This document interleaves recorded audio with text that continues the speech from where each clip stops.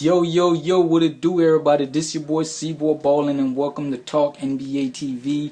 As you know, I do these videos every day, so don't forget to subscribe to my channel above. Also, don't just be a viewer, join the discussion, post a comments and everything I say you're going to agree with. Like my video, share my video, and let's jump straight into the action. Highlights will be in video response roughly 30-45 minutes after the game below. So definitely don't forget to come back, check that out around 45 minutes after the game. Let's jump straight into the action. It's a lot of big games on tonight, so definitely going to be watching. I've been slacking on the highlights, but I'm going to make sure they're there tonight. The first game I'm going to talk about is the Boston Celtics versus the Oklahoma City Thunder.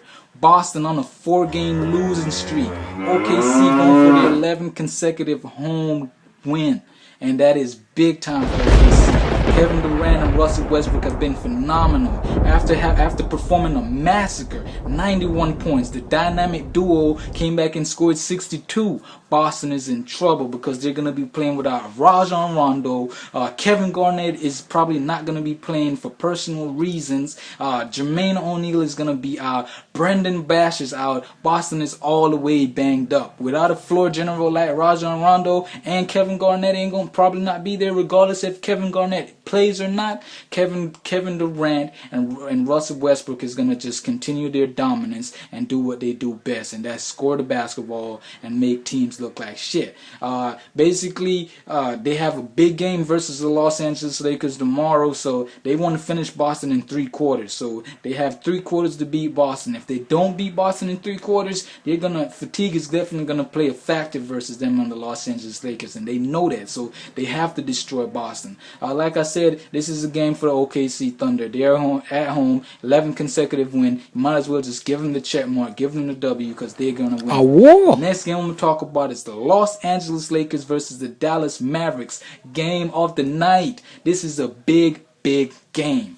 After blowing out the Lakers and eliminating the Lakers in 4 games, sweeping the Lakers last season in the playoffs, Los Angeles came back and beat Dallas at home 73-70. But however, Los Angeles is garbage on the road, and they're playing Dallas in Dallas right now. Los Angeles is a 5 of 11 compared to a 14-2 at home. 5 and 11 on the road compared to 14-2 at home. That's a big difference. That's a horrible performance on the road for the Los Angeles Lakers. Dallas is looking phenomenal, winning 7 of their last 8. Lakers did win 4 of their last 5, but only 1 win was somewhat quality, and that was versus the Atlanta Hawks, and that really ain't really a quality team because that team is not really a contender. So Los Angeles definitely need to tighten up. I like that move by Kobe Bryant, talking, going to media and saying that they need to either trade Paul Gasol or keep him, but all at the same time, Paul Gasol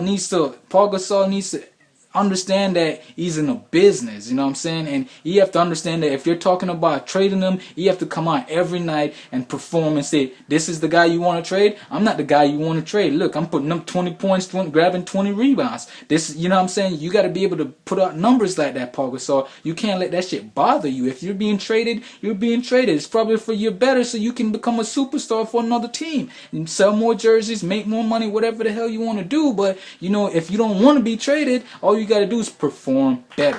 You know what I'm saying? Andrew Bynum had a great performance versus Dallas in the first game of the season that we played, and he had a double-double. Hopefully he'll come back in Dallas and have a good game, even though he was ejected in Dallas. I think it was Dallas he got ejected after filing Jose. So, Dallas fans definitely did not like that play by Andrew Bynum, so he's probably going to get a lot of boos, Kobe Bryant is only averaging 18 points in Dallas, so let's see if he can, he's the lead in the league right now in scoring at 29 points a game. So definitely expect Kobe Bryant to go off, and, these guys had a great run versus the Portland Trailblazers a couple nights ago. It was a 37-star. Can they do it against the Dallas Mavericks? I highly doubt it, but, I expect them to continue that ball movement, that pressure, that defensive pressure, that rebounding, and doing what they do best. They have the better, they have 2 7-footers, and they should be able to rebound the basketball. As long as Los Angeles can rebound the basketball and execute properly,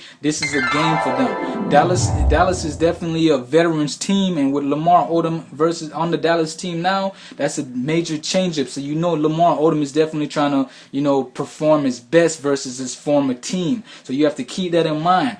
You know, like I said, this is going to be a fun game. Los Angeles is definitely underdog. They are horrible on the road, but this is a chance for them to prove themselves, show themselves that they can win games on the road, defeating the NBA champions, Dallas Mavericks. And that's all I have to say right now about that. Thank you for watching. Join the discussion. Post, comment, highlights will be in video response below. Roughly 30-45 minutes after the game. Holla at your motherfucking boy.